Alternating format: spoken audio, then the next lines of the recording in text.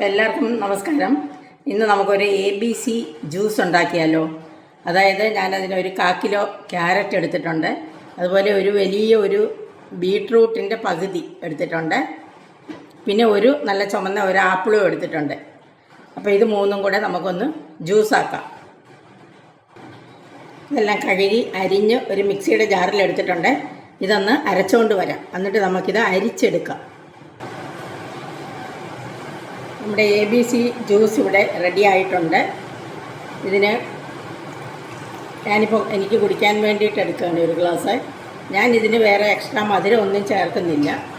കാര്യം ഇതിന് ആവശ്യത്തിന് മധുരമുണ്ട്, നേരിയ മധുരം. അതായത് ഇതിനകത്ത് ബീട്രൂട്ട്, ക്യാരറ്റ്, ആപ്പിൾ മൂന്നും മധുരമുള്ളതാണ്. അതുകൊണ്ട് ഈ മധുരത്തിൽ കുടിക്കാം.